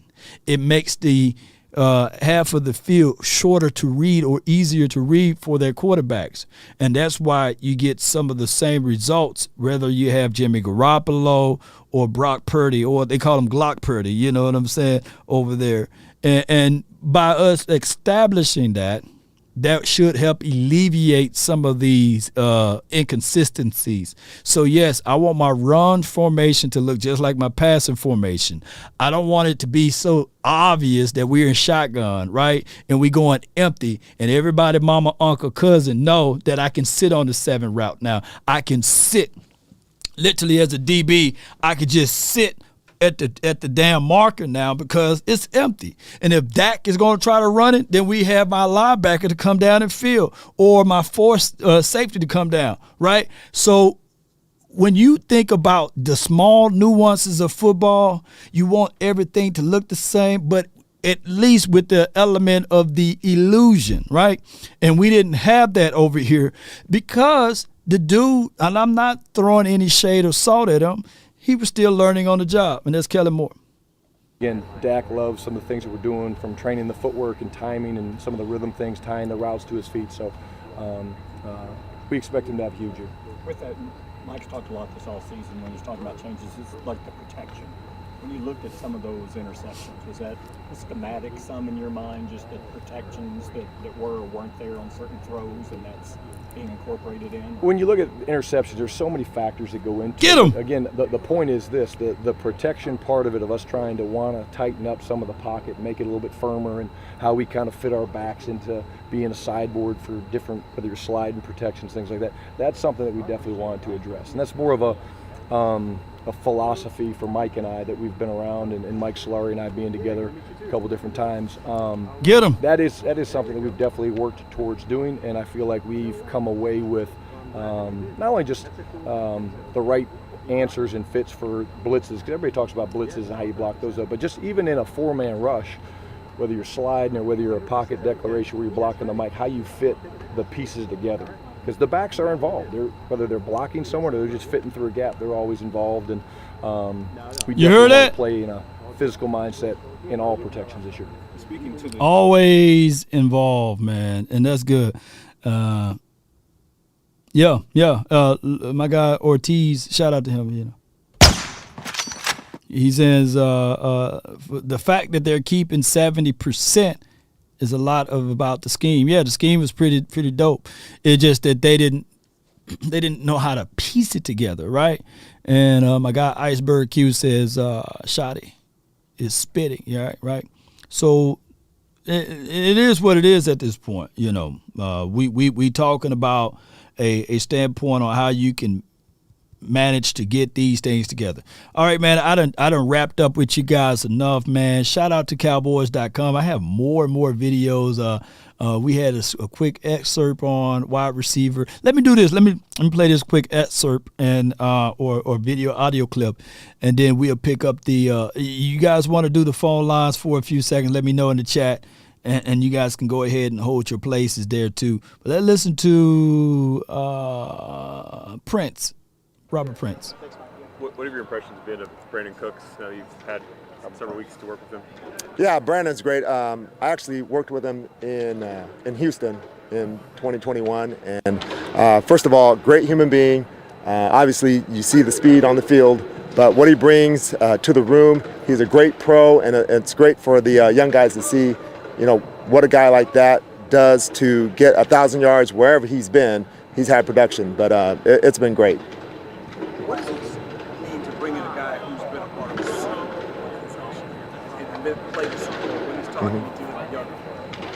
Yeah, it's great. You know, the thing with Brandon is he's been around different places. Obviously, he was in New England, but, you know, probably first started when he was in New Orleans, and being around a guy like Drew Brees and the habits that he saw, you know, Drew had, and, you know, he's picked up a lot of good habits and he's maintained it. And shoot, it's been awesome to have the other guys see what he's done. No doubt, man. Hey, you know, I talked about this before. about brooms. You know, that new broom can sweep the floor good, but that old broom can get those corners. And what I'm trying to say here is that we all know that Brandon Cooks, 1,000, receiver, what have you. It's more than just being 1,000, 1,000-yard receiver. It's how the DBs have to play you now. Levels of respect. And breaking routes, they're going to have to, they ain't going to try to jump them as quickly because they know that it can be a house call the other way. And breaking route on Noah Brown, shoot, I'm jumping that one. As a DB, I'm jumping it. He haven't earned that levels of respect, right? I'm going to be a little bit physical with him, even though he's stronger and bigger, right? I know for sure the aficionados would not give him the benefit of the doubt, right? Right, just like it was a couple of years ago. Gallup literally owned Jalen Ramsey on a route, right? I think aficionados was like, shoot, let me give Gallup the benefit of the doubt. No, they gave Jalen the benefit of the doubt. Ain't no way Gallup, a third target wide receiver, is going to catch that ball over a top-tier DB. Flag. Just throw a flag, man. It's impossible, right? People don't think that these aficionados are not fans of the game. Respect out here is bought. Respect out here is earned, not given. So those are the things that unfortunately. So you're going to see a little bit more favors for Brandon Cook on certain routes, even on how the opposition would play him, right? And I'm going to tell y'all, as a DB, man, we can get beat underneath all day. It's the over the top that you don't want to get beat on, right? You're going to be like, man, underneath, I gave him that, you know what I'm saying? I gave him that, man. I knew we could have foresight. I could come down and field. But over the top, man, shoot, DBs don't want to get beaten, right? And then don't let the ability of the safety being held for a fraction of a second because he got to keep his eyes on the tight end. And whatever we come up with, ladies and gentlemen, with the tight end package, it's all about setup game, right? Pick your poison. And I've seen that game. And shout out to West Coast principle, scheme, and system, but we've seen it with Andy Reid for many a moons. And he just somehow got him a phenomenal wide receiver / tight end out of Travis Kelce. Whereas the middle of the field is the easiest target for a quarterback to hit, but it's also harder to defend when you have speed guys on the edge and you still have to respect speed. On the 3rd and 30 play for the Dallas Cowboys, the reason why it worked is because you had a guy named T.Y. Hilton on that play, and you still had to hold that safety on the other side that couldn't cheat to his side, because that was a play that I want you guys to go back and watch. Little old Cavante Turpin was out there, right? And so that's why to us, when we that know football and understand football, we used to have a guy named Butter. He was so fast that, shoot, you still had to respect him, but we call him Butter because he couldn't catch anything, right? But he was fast. And Cavante Turpin, you still had to respect that speed, right? You still had to tell the safety, keep his eyes on him. So on 3rd and 30, Cavante was running out there, and we as football people, we were sitting there saying to Kellen Moore or whoever the person that was installing the plays, keep Turpin out there, man. Oh, he should have, if it's 4 quarters in a game, he should at least have a 9 route at least in one of the quarters every game.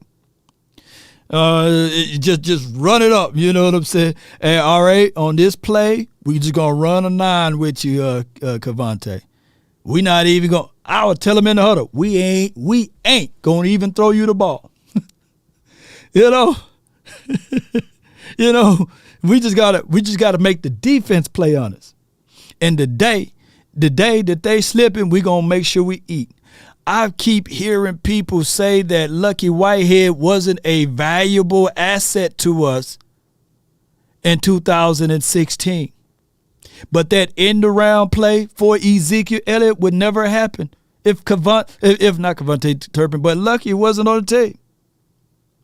Put it like this, you have to still respect speed. I want y'all to go back. Who was the first person that celebrated with Ezekiel Elliott on that touchdown, right? Look, I don't think that we beat the Green Bay in the regular season if it wasn't for Lucky Whitehead. Oh, man, but he wasn't very beneficial. Don't look at the stat line, look at the tape. Look at how people had to still respect his little speed. He averaged 8.5 yards per run on the end around. So when we made it to the playoffs, they calling themselves trying to do an in-house. Woo! God, dog it, I hate when I tie things together. They talked about they did an in-house discipline thing for Lucky because he did something with Zeke Swede, but that's a whole nother storyline. They talking about doing an in-house thing. This new media now, so y'all pay attention. They didn't even start him in that doggone Green Bay game. If you had a Lucky out there, hear me out. If you had a Lucky out there, you would have at least made the defense play honest. They still have to garner this dude's speed. They still have to respect speed. That jet sweep was the best with Lucky. Yes, indeed, Carlos, right? But it averaged about 8 yards per toe. It opened up the offense. It make your quarterback feel like, okay, all right. You know what I'm saying?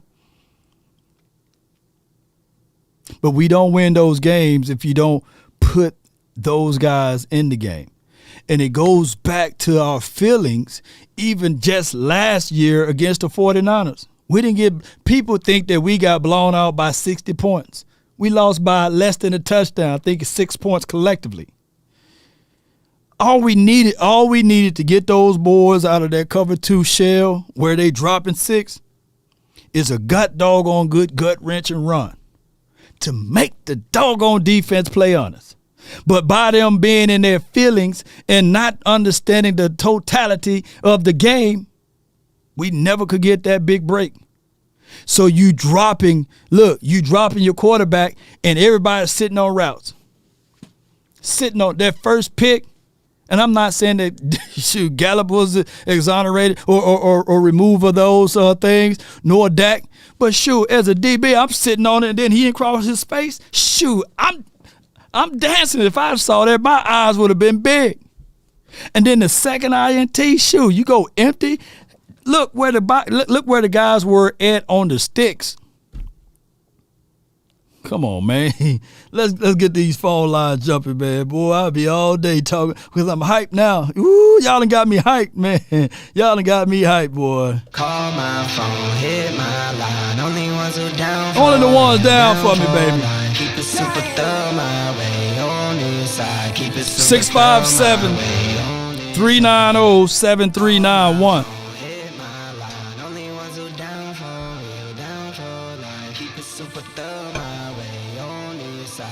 Super throw my way on this side. Mobbing with my brothers, there's no question, keep it real. Whether we East coasting or we in the heaven hills. In the popping straps of blue faces, not the pills. Heard you calling bluffs, I show and prove it is for real. Son of God, not a son of sin. There are 2 participants in the contest. Please announce yourself.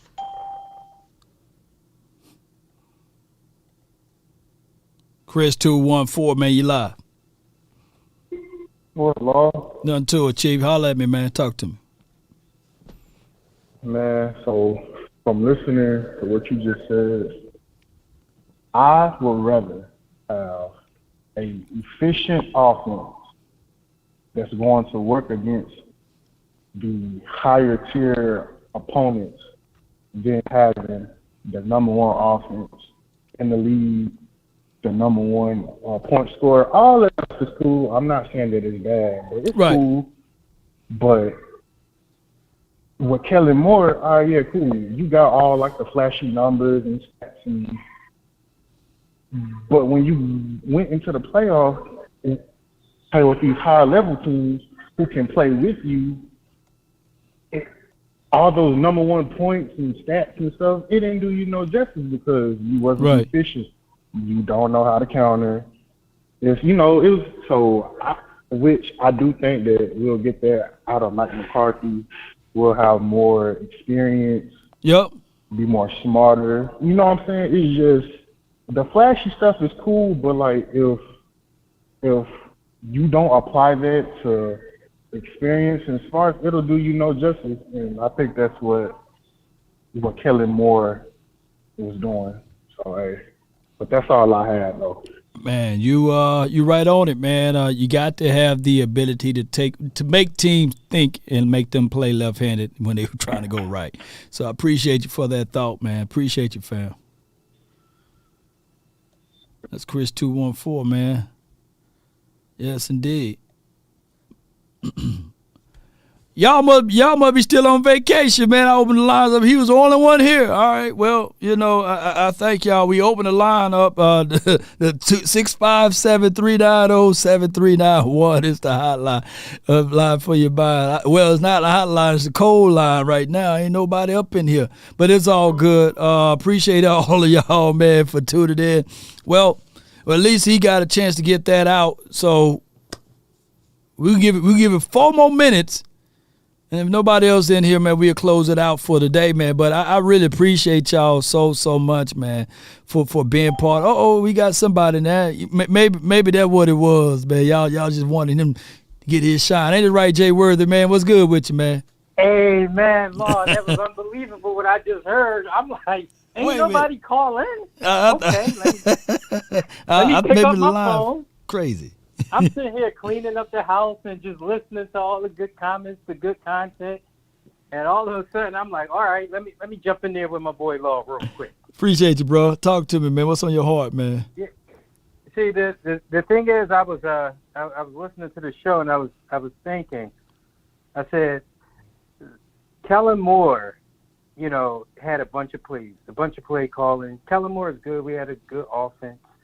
We were efficient. But now I'm starting to see, like you said, you put in the content and the information in the title, a scheme that has plans, that has purpose. Yeah.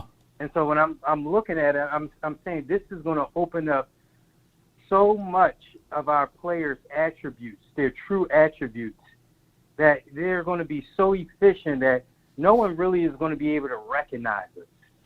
It's just going to maximize their talent to the fullest, because when I was looking at last year, when we started off the season, we had CeeDee Lamb out of his element. We had CeeDee Lamb playing him as the X receiver. Like he was running posts and slants and stuff. That's not his game. That was the Gallup game, but we had to compensate for Gallup's injury, and his inefficiency and stuff like that. So as soon as we start putting CeeDee Lamb, moving him around and getting them moving, CeeDee Lamb just start taking off. So what I see with Mike McCarthy is actually going to, and him and Schottenheimer are going to put our players in the best possible position to be effective. What do you think? I mean, yeah. Those are the things that we look for out of a offensive coordinator. If your playmaker is kind of stalled, right? Sometimes you need to put them on the end around. Sometimes you need to line them up inside even more toward the LOS or closer to the offensive line to run them on a seam route or just get them involved with a tunnel here and there. So all of that works for a guy that's fit into a system that works for him. And hopefully we will see just those bases of football, out there so everyone can see. And we just didn't have that. And trust and believe, in these last 2 years, CeeDee Lamb been phenomenal for us, and his numbers, it speaks for itself. It's just that now we know for sure he could be utilized even more. And I made the statement last week before I had to dip out on you all. Anything that Deebo Samuel can do, I can see my guy CeeDee Lamb can do. Yeah, anything he could do, he can do better. It's like I said, they have unique skill sets, both of them, and it was just a shame that we didn't put in Malik Davis, because of feelings, because of pride. The good book says pride before a crash. We can't do that on the basis of the fans. You know, you got to set that pride aside, put all that turmoil aside, because we don't want to give the media we don't want to give them the fire to burn us even more. You know, saying that we're a dysfunctional organization. You know, just because of film. Because I don't know why Malik Davis didn't even come in for a snap, sniff a snap. You know, that was confusing to me when Ezekiel Elliott, you know, was non-efficient, you know, in the end of that game. But Law, all I'm gonna say is I'm liking the direction that we're going in. I'm seeing some good effects of our offense, especially in our defense is just going to be unstoppable. Everybody trying to downplay that, you know. And Dak Prescott is going to surge this season. So, my brother, keep doing what you do. You know, good content. Cowboys Nation, keep supporting. You going in the right direction, and we right behind you, my brother. No doubt, man. Appreciate you, fam, for calling in and being that lifeline, man. Appreciate you, man. That's Jay Worthy, y'all. Anytime, Law. Yes, Go indeed. Cowboys, baby. Go Cowboys. Goodbye. All right, well, you know, those two, they are real ones right there. I appreciate everybody for tuning in. I thank y'all for this episode. Be sure, ladies and gentlemen, hit that like button, share this content, let a friend or a neighbor know where to go when they want to tune in to Cowboys Sports Talk and beyond. Here's my thoughts here right before I leave again. Yeah, I feel you when you said Debo, like Lamb is not as physical as Debo. I get you on that. But let me say this. Ask the Giants. Ask the Eagles. Is CeeDee Lamb soft? Right? Ask them. You know, let me know what you come up with, because I've seen my guy CeeDee Lamb lower the helmet or shoulder pad on those Giants and wipe them up. I've seen CeeDee Lamb pretty much own the Eagles, and Bradbury, he's so scary when he sees CeeDee Lamb out there on the field, and he tucked his chain and went on in and scored that touchdown. So, I mean, it is what it is. I'm not saying that anybody said that he's soft, but man, oh man, Rev, we've seen CeeDee Lamb eat against some of those guys, and he's physical. And from that aspect of it, Cowboy Nation, I can't wait for this season to kick off and be off. I hope that you guys had a great weekend. I hope that you guys had a great time. We're back. We're going to be having another episode later on tonight, and we're going to try to bring you guys all what we can. And speaking of that, Cowboy Nation, let's just look at it from this aspect. Every year is different. Every year you want to get better than what you was the previous year. And I'm going to tell you, right now we are better than what we were last year. I said the same thing the year before that. But Law, how can you get better losing out on this X, Y, and Z? Well, we did win a playoff game. But Law, hold on, Law. That was against old Tom Brady. He was 45 years of age, man. Close to 50. That could be like 65 in NFL years, right? But we did something that we haven't done in 30 years. Winning a road playoff game. So that's better than what we were previously. And it's all about setting up and making sure that you go over everything with a fine-tooth comb. And it should be no more you install it, you call it. This should be more the mindset of together we all work out. Mike McCarthy back is against the wall. For example, he was on the hot seat last year. People were saying that why even need Mike McCarthy here? You got Kellen Moore. You got pundits and critics thinking that was the brain of this operation. Well, I come here to tell you and everyone that's listening,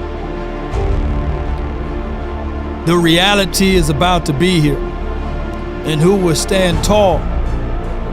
You see, the critics, they like to tell us that we were not successful last year because we didn't lift up that Lombardi trophy, or that we didn't go to the Super Bowl.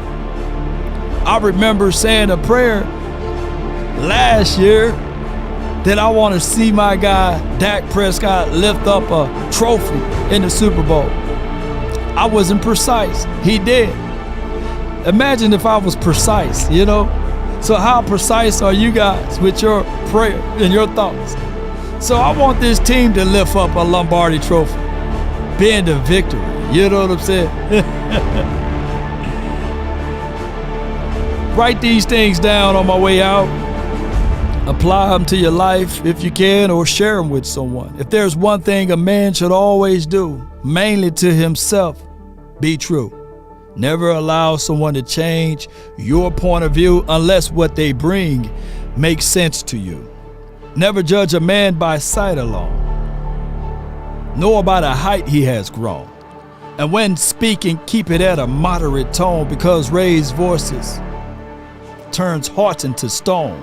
You see, in the beginning, it was, how about them Cowboys, man? The morals of life: live, love, and respect for another. Then there are those who will try to be smart. They would take a decent man to alter his heart, to seek to rip him apart. Those men, no man should call a friend, because they bend the lines around the truth until it meets their end. Cowboy Nation, we gonna continue to push. Ernest, thank you for your support. Law and Joy, have a wonderful, blessed day. How about them Cowboys? Shout out to you, man. You one of my snipers too. Appreciate you, my dog. Appreciate you, man. Thank you so much, man. You're gonna motivate me to go even further. Write this one down.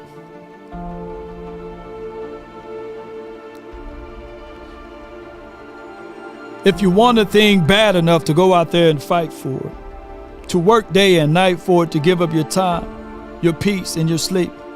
If all of your desires of it makes you quite mad enough that you don't get tired, and it makes you hold everything tawdry and cheap. If life itself seems empty and useless without it, and all that you scheme and dream is about it, if you will gladly go out there and sweat for it, fret for it, and plan, and lose all terror of your mind. If you would simply go after the thing you want with all of your capacity, strength, and scarcity, with faith, hope, and confidence, and stern pertinacity. If neither cold, poverty, or famish, or fame, or sickness of your body or brain can turn you away from the thing you want, if dogged and grim and besieged and beset, with the help of Almighty, you will get it.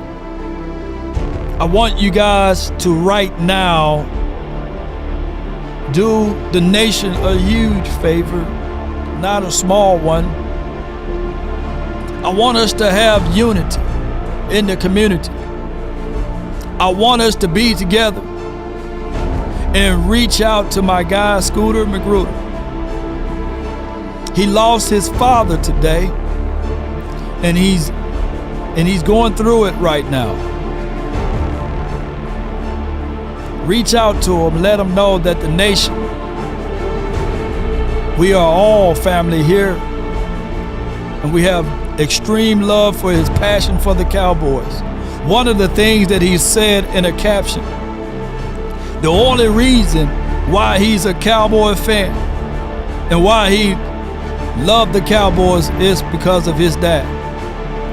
So reach out to the man, reach out to our brother, and let him know that he got the largest family in this galaxy, in this dimension. And when he's going through things, we all going through it in the same pace. One way or another, that's been my time. Reach out to Scooter. And matter of fact, for those who don't know who I'm talking about, I'm gonna post his page. I'm gonna post his page in the chat. See, a lot of us going through stuff, and a lot of people don't even know. There he is right there. Reach out to him, lift him up, and let him know that he's not by himself. He's not alone. That we are all one big family. We may not look alike. We for dog sure don't talk a lot. You know, we definitely don't do that. But baby, I promise you we bleed the same silver and blue. We do. That's been my time. I really thank you all for yours. DC for life, not for short. Damn! Let's go! Whoa! Give me my theme music. Give it to me, baby!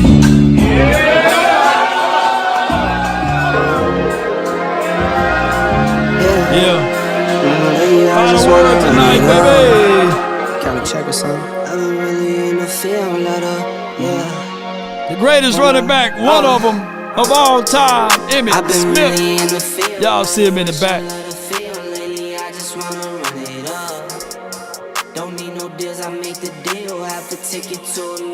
Thank you, everybody. One love, baby. Absent from the body is present with the Lord. Shout out to you, Jay Versick, Smoke 1 for you, Chris 214, JC, Coach Marv, Sadiq, J Diz. Shout out to you, DMV. Come on, Revel. Appreciate you, Brian Jones, Amp Triple D, Iceberg Q, The Black Line, Glenn, and Ernest. Hey, Ellsbury. Appreciate you. Hey, come on. I experiment, baby. I'm not feeling it, baby. Come on. Check out the new merch from Law Nation Sports. Come on. I've been really in the field, love the rush, I love the feel. Lately, I just wanna run it. I just want to run it up just a little bit. Don't need no deals, I make the deal. Have to take it to a meal. Lately, I just want to run it up. Yeah. Come on. Kinda check a song. Lately, I just wanna run it up. Count that too, count it up, count it up, count it up, count it up. Lately, I just wanna run it up. Yeah, I just be off the dome. Hey. I never own no chrome. Come on. Too many foes and clones. Yeah, I be at home alone. I be in zones alone. I be on roll alone. Here it is, new media. Come on, baby. I just wanna run it up. Don't need no deals, I make the deal. Have to take it to a meal. Lately, I just want to run it up. Come on. Kinda check a song. Lately, I just wanna run it up. Count that too, count it up, count it up, count it up, count it up. Lately, I just wanna run it up. Lately, I just wanna run it up. Lately, I just wanna run it up. One love, baby. Appreciate all of y'all so much. I thank y'all for tuning in and being part of this. Let's get on up out of here. Until next time, DC for life. Sacrifice, don't give up the fight. Everything will be alright on any given Sunday. Yeah, depend on you. If you win or lose, you know you got to pay some dues to live on Monday. Yeah.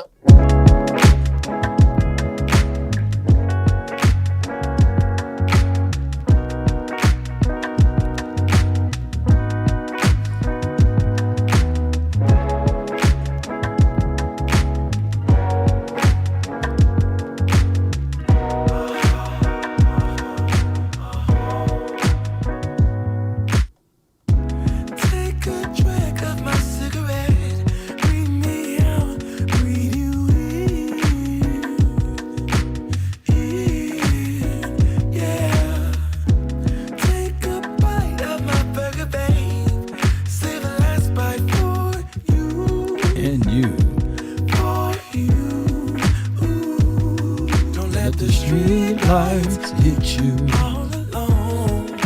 It was danger, baby. You know it's dangerous to go alone. Don't let the street lights hit you. Can I be your player too? I'll follow wherever you go. Shout out to you, Patrice. One love to you. Player too.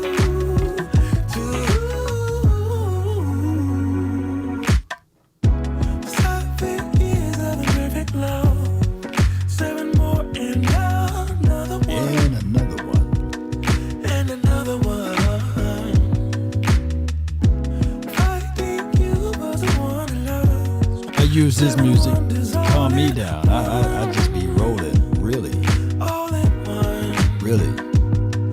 After these episodes, I be rolling with so much passion. It's contagious too.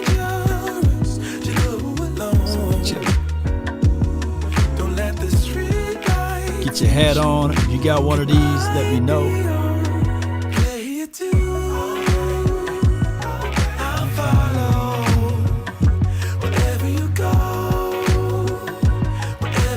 Come on.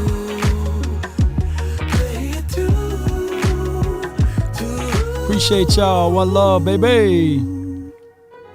If a paper crane can fly, then forever doesn't feel that far. So far, so far. If a paper crane can fly, then forever doesn't feel that far. So far, so far. If a paper crane can fly, fly on, fly on, fly on, fly on, fly on. Hey, bro, come on now, dog. Come on, if you ain't hit that like Come button, on, man. Come man. on, man. Oh, Boosie, man. Hey, Boosie got mad this weekend, too.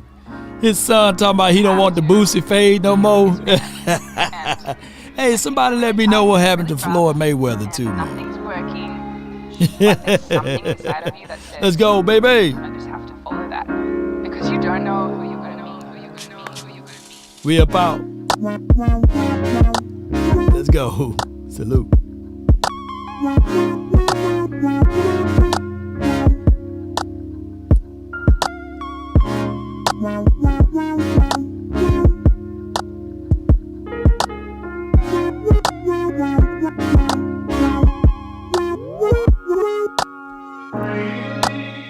Shout out to my guy. Oh, I forgot to say this, man. Shout out to my guy, 100 grand. His Miami Heat, they didn't pull it out, man. You know what I'm saying? But them doggone Nuggets, man, they big, man. Shoot, they just didn't have enough firepower, man. And shoot, that Joker over there, man, that's a big boy, man. And the NBA gonna have to do something, man. They gonna have to break that up, man. They gonna have to break that up, man. Those boys too big, ain't that right? Boys too big, man. You got Gordon, you got this dude, Nikola Joker, you know, shoot, doing all type of stuff, pulling up threes, shooting fadeaways, man. Come on, man. Come on, Wayne. Like this motherfucker don't miss. No, he's good. That motherfucker don't miss, man. He's good. In the heat of battle, check out the store. No. In the heat of controversy, he don't miss.